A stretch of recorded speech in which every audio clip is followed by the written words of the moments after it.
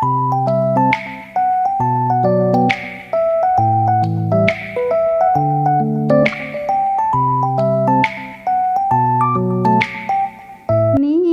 আকাশে কে ভাসালো সাদা মেঘের ভেলা রে ভাই লুকোচুরির খেলা।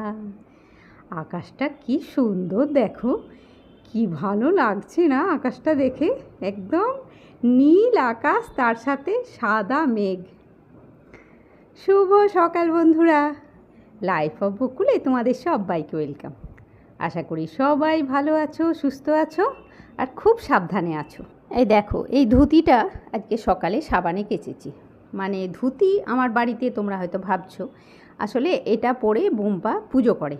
মানে আমাদের তো নারায়ণ আছেন, সেই নারায়ণ পুজো করে বুম্পা এই ধুতিটা পরে। তো রোজ তো আর কাচা হয় না, ওই জন্যে মানে বেশ কিছুদিন কাচা হয়নি, একটা কেমন বিচ্ছিরি গন্ধ ছাড়ছিল বলে আজকে কেচে দিলাম। আর ছাদে এসেছি যখন, কুমড়োটা একবার তোমাদেরকে দেখাবো না তা তো হয় না বলো, কুমড়োটা দেখাতেই হবে। দেখো সকালে আমার রান্নাঘরের এই অবস্থা, আর তার মধ্যে একটা খারাপ খবর। খারাপ খবর মানে হচ্ছে, সকালে চাটা তো খাওয়া হয়ে গেছে, টিফিন ফিফিন এখনও হয়নি। খারাপ খবর মানে আজকে আমার লক্ষ্মীরানী আসবে না, তার আজকে জ্বর হয়েছে। এই একটু আগেই ফোন করে বলল যে বৌদি আমি আজকে আর যেতে পারছি না। তো কী আর করি, এখন যে কাজগুলো পড়ে আছে, এখন দোতলার বাসন না ধোবো, কিন্তু এই যে তিনতলায় যে কটা পড়ে আছে সেই কটা তো আমাকে ধুয়ে নিতেই হবে না, কত আর ফেলে রাখবো বলো। এখন বাই চান্স জ্বর হয়েছে, যদি কালকে বাই চান্স আবার নাও আসতে পারে, ওই জন্যই ভাবলাম এইখানে যে কটা রয়েছে সে কটা ধুয়ে নিই।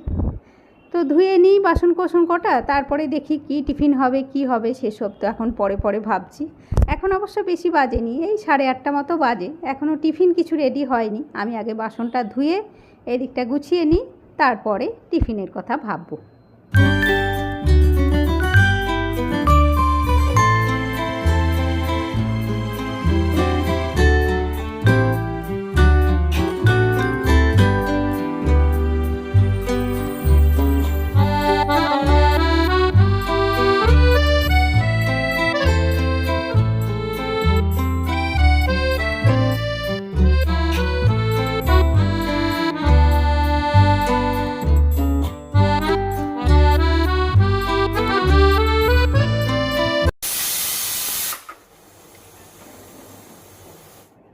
বাসন কোসন ধুয়ে এদিকে টিফিনের শুরু হয়ে গেছে। আজকে আবার আমার কর্তামশাইয়ের পরোটা খেতে ইচ্ছে হয়েছে জানো। তো সেই গল্প, মানে কেন হঠাৎ আজকে পরোটা খেতে ইচ্ছে হলো সে গল্প তোমাদেরকে পরে করছি। আপাতত পরোটাগুলো ভাজা হলো, আর ওদিকে হচ্ছে আলু চচ্চড়ি, সাদা আলু চচ্চড়ি আর পরোটা। অবশ্য পরোটার এই যে আটা বা ময়দা যাই বলো, মানে আটা ময়দা মিশিয়ে যেটা দিলাম সেটা কিন্তু ওই মেখে দিয়েছে, মানে আমার কর্তামশাই মেখে দিয়েছে আর কি। আরে 9টার সময় যদি কেউ বলে পরোটা খেতে ইচ্ছে হচ্ছে, তাহলে কেমন তাড়াহুড়ো হয় বলো। তো সেই হলো আর কি, মানে হঠাৎ করে বলছে একটু পরোটা খেলে হয়। তো দাঁড়াও আমি নিয়ে যাচ্ছি ক্যামেরাটা ওর কাছে, ওই বলবে হঠাৎ কেন পরোটা খেতে ইচ্ছে হলো। এদিকে আর বাকি কটা ভেজে নিই, আর দেখি সে কি বলছে খেতে খেতে।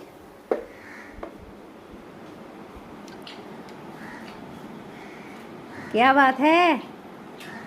Good morning. টিফিন খেতে খেতে গুড মর্নিং। কেমন হয়েছে আলু চচ্চড়ি?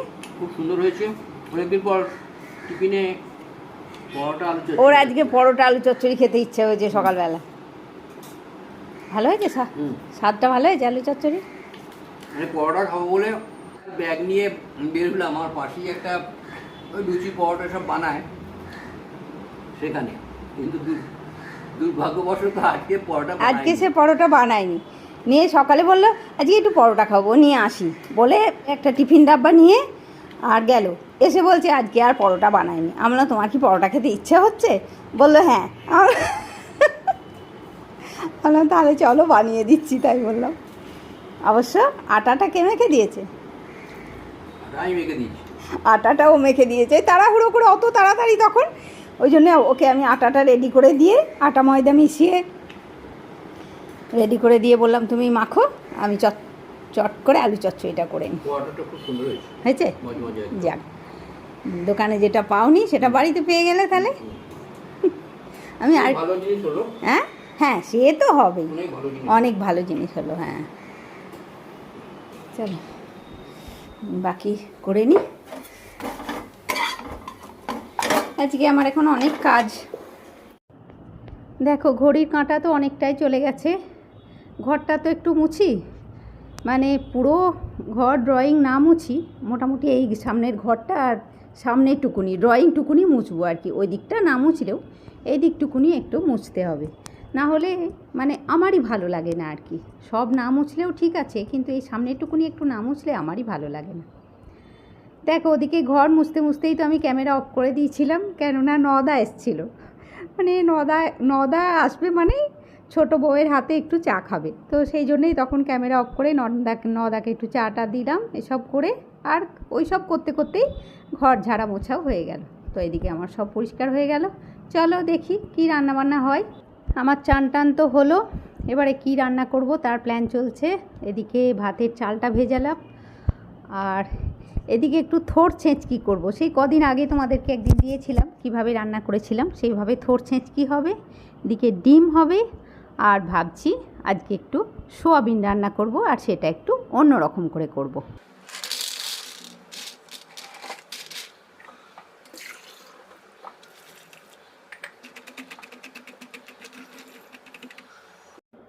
মানে সোয়াবিনটা অন্যরকম করে রান্না করব ভেবেছি, কিন্তু কিভাবে রান্না করব সেটা এখনও কিন্তু মাথা খাটিয়ে বার করিনি কিভাবে রান্নাটা হবে। তবে এই আলুটা দিয়ে করব আর কি। আর এদিকে দিলাম সোয়াবিন আর আলুটা একটু সেদ্ধ করতে, মানে অল্প করে সেদ্ধ করব, বেশি সেদ্ধ করব না আর কি। নুন দিয়ে সেদ্ধ করতে দিলাম। আর এদিকে পাশের গ্যাসে হচ্ছে আমার থোড়টা বসিয়ে দিলাম। আর যেদিন ঝামেলা থাকবে সেদিন ঝামেলাই থাকবে। আজকে আমার রান্নারও যত ঝামেলা, ওদিকে ডিম হবে, সোয়াবিন হবে, থোড় হচ্ছে, ডাল সেদ্ধ হবে, আর জানি না আরও কী কী হবে। দেখো এদিকে থোড়টা হয়ে গেল, অবশ্য থোড়টা আর হয়েই এসেছে। থোড়টা এবারে চটপট করে নাড়াচাড়া করে থোড়টা নামিয়ে নিই। আর এর মধ্যে সবই চলছে কাজকর্ম। আর এদিকে সোয়াবিন আর ডিম দুটোরই মোটামুটি একই রকম মশলা, সেটাকে আগে একটু বানিয়ে নিই। একটা টমেটো, পেঁয়াজ, রসুন এসব দিয়ে একটা পেস্ট বানিয়ে নিই আগে। তারপরে আরও কী কী করব না করব সেটা এখনও অবশ্য আমি অতটা ভাবিনি। আমি বেশি ভাবি না, জানো তো, যা হতে থাকে পরপর সেটাই আমি করতে থাকি। বেশি যা ভাববো সেসব তো হবেই না, ঠিক অন্য কিছু হয়ে ঝামেলা পেকে যাবে। তো এই দেখো এখানে আমি তোমাদেরকে একটা জিনিস দেখাই। আমি এইভাবে আদা রসুন রাখি, আমি অবশ্য তোমাদেরকে আগেও দেখিয়েছি এইভাবে রাখি আদা রসুন, মানে 1 মাসের ওপর আমার আদা রসুন ভালো থাকে আর কি। এইভাবে একটা কটন ব্যাগে ভরে তার ওপরে একটা প্লাস্টিকের প্যাকেটের মধ্যে ভরে একদম মুড়ে দিয়ে এটাকে ফ্রিজে রাখি। তো তাতে কি হয়, মানে শুকনোও হয়ে যায় না, বা ভেতরে জলও জমে যায় না আর কি আদা রসুনটার। আর এদিকে ডিমটা বসিয়ে দিই, আগে ডিমটা করে নিয়ে তারপরে তো সোয়াবিনটা বসাতে হবে। আর আজকে নিচে থেকে জল টলগুলো আনা হয়নি, খাবার জল টল তো আনা হয়নি, সব এখন করতে হবে। এক দিন বেশ সকাল সকাল কাজগুলো পরপর হয়ে যায় গো। মানে হয়তো সকালের দিকে জলটা এনে নিলাম, সেদিন জল আনার কাজটা কম থাকে। আজকে তার মধ্যে আবার আমার ঘর দোর মোছামুছি এইসব ব্যাপারগুলো একটু ছিল।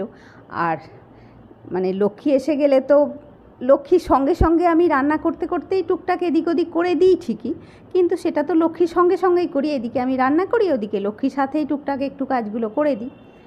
কিন্তু আজকে হঠাৎ করে লক্ষ্মীর কামাই হয়ে গেল। চলো এদিকে ডিম হয়ে গেল, খাবার জলটা নিয়ে আসি।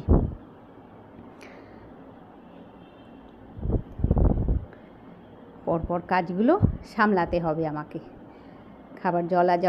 খাবার জল নেই।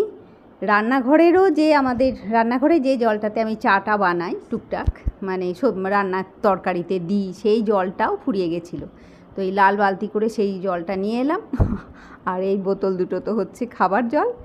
মানে একবার নামলাম, নিয়ে সব কটা নিয়ে একসাথে উঠছি আর কি। বারে ওপর নিচে কত করি বলো তো। এমনিতেই যে সারাদিনে কতবার ওপর নিচে আমার হয় তার তো কোনো হিসেব নেই। চলো ওদিকে সোয়াবিনটা বসিয়ে দিই। আর সোয়াবিনটা ভাবছি একটু ভেজে নেবো শুরুতে আর কি, সোয়াবিনটাকে। তো এই অল্প একটু তেল দিলাম, জানি না অবশ্য, ভাবছি একটু অন্যরকম করব, কিন্তু শেষ অবধি কেমন হবে সেটা অবশ্য জানি না। বসাচ্ছি, দেখি কি হয় শেষকালে। সোয়াবিনটা একটু নুন হলুদ আর গরম মশলা দিয়ে আগে একটু ভেজে নেব। আর সোয়াবিন ভাজতে গিয়ে কিন্তু মানে শুরুতেই যদি বেশি তেল দেওয়া হয় তাহলে কিন্তু সব তেলটা টেনে নেয়, জানো তো। তো এই সোয়াবিন যখন ভাজবে, বা আমিও দেখলে তোমরা যখন ভাজলাম, শুরুতেই কড়াতে মানে পুরো কড়ার গাটাতে তেলটা লাগিয়ে দিলাম, তারপরে সোয়াবিনটা দিলাম, আর সোয়াবিন দিয়ে ভাজলাম, নুন হলুদ দিলাম, আর একটু গরম মশলা দিয়ে ভাজলাম। আর ওদিকে তো মশলার তো মানে একটা তো পেঁয়াজ রসুন টমেটো দিয়ে তো একটা পেস্ট করেই রেখেছি, সেটা দিয়েই হবে, সেটা দিয়েই ডিমেও অবশ্য সেটা দিয়েই বানিয়েছি।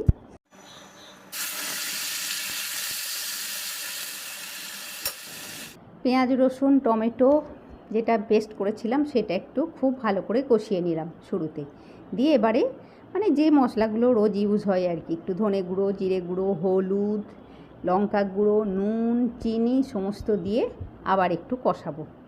শেষ অবধি জিনিসটা কেমন দাঁড়াবে সেটাই ভাবার, বুঝলে।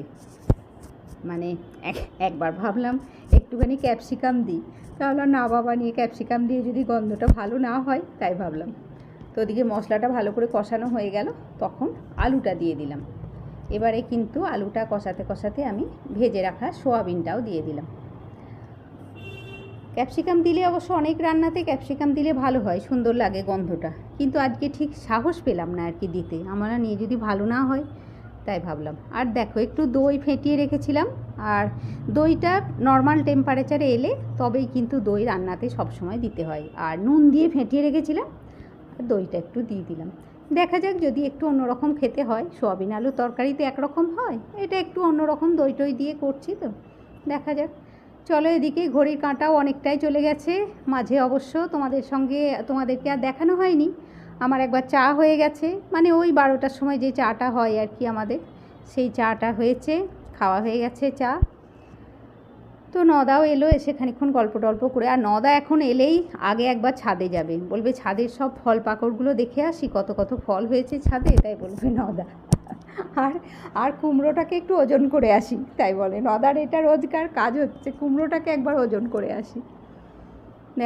দেখছি একদম ঝাল হয়নি রান্নাটায়, তো একটু ঝাল না হলে ভালো লাগে বলো, বেশি ঝাল না হোক, অল্প একটু ঝাল না হলে তো ভালো লাগে না।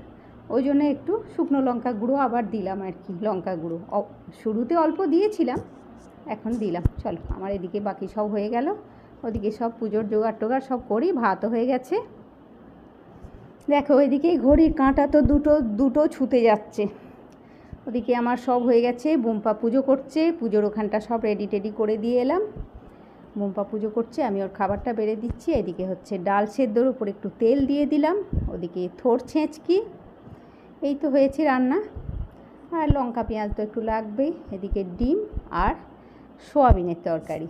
দেখা যাক, খেয়ে বলুক কেমন হয়েছে, তবে আমি শান্তি পাবো।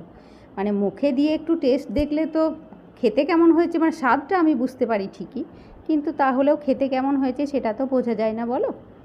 আর এই দেখো পাতে একটু নুন দিচ্ছি, এটা কিন্তু রক সল্ট, হ্যাঁ, মানে এমনি সাদা নুন কিন্তু নয়, রক সল্ট। কাঁচা খাওয়া মানে খারাপ নয় আর কি, সাদা নুনটা যেমন কাঁচা খাওয়া খারাপ, রক সল্টটা কাঁচা খাওয়া খারাপ না। এসো খেতে দিলাম। যাই বাবা, অনেক রান্না দেখছি, তাও একটা এখনো পাতে দেওয়া হয়নি, আবার আছে সঙ্গে, আরও আছে সঙ্গে, সেটা হচ্ছে আমড়ার চাটনিটা, আমড়ার আচার। হ্যাঁ, ওটা আমি খাইনি এখনো।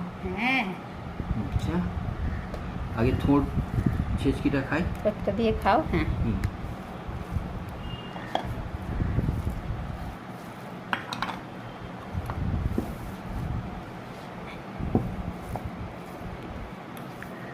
আহা, দেখতে যা হয়েছে, সুন্দর দেখতে, খেতেও খুব সুন্দর হয়েছে। তেমন তোমার খাওয়া হয়ে গেছে? আমার খাওয়া হয়ে গেছে। আচ্ছা, তোমাকে এখনো দিইনি।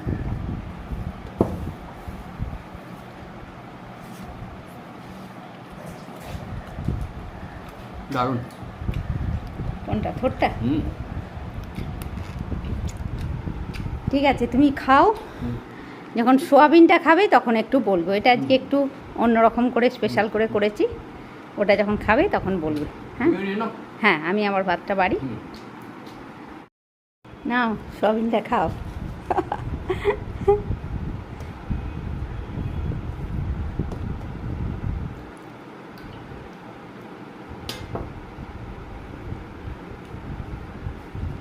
এবার দেখে মনে হচ্ছে একটু অন্য টাইপের হয়েছে। হ্যাঁ, ওই আর কি একটু অন্যরকম করে রাঁধলাম। দারুণ হয়েছে, ভালো হয়েছে। সুন্দর হয়েছে। ওই সবজি আর সবসময় ভালো লাগে না তো, ওই জন্য আজকে একটু করলাম সোয়াবিন। অনেক দিন ধরেই মনে হচ্ছিল একটু সোয়াবিন। পটল পটল ভালো আছে। হ্যাঁ, পটল ঢ্যাঁড়স আর একটু একঘেয়ে হয়ে গেছে। ঠিক আছে, ভালো হয়েছে, খুব ভালো হয়েছে। ভাল লাগলো। আমি আমার ভাতটা আর একটু বেড়ে দেবে? হ্যাঁ, ও সোয়াবিন আর একটু দেবো। হুম। আচ্ছা ঠিক আছে, চলো সোয়াবিন আর একটু দেবে। কতটা শুকনো হয়ে গেছে দেখো, কতটা ঝোল ঝোল বানালাম।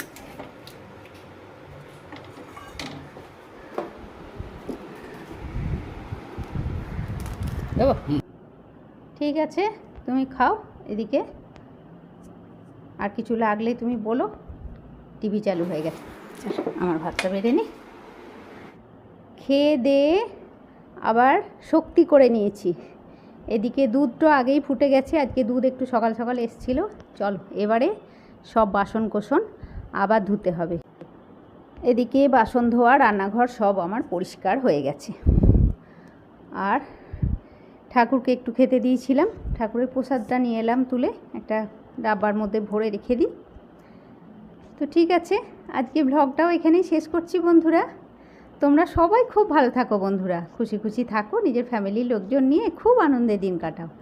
আর আমার আজকের ব্লগ যদি ভালো লাগে তাহলে অবশ্যই একটা লাইক করবে, কমেন্ট করে বলবে। তাহলে বন্ধুরা আজকের মতন টাটা, সবাইকে অনেক অনেক ভালোবাসা দিয়ে আজকে ব্লগটাও আমি শেষ করছি বন্ধুরা।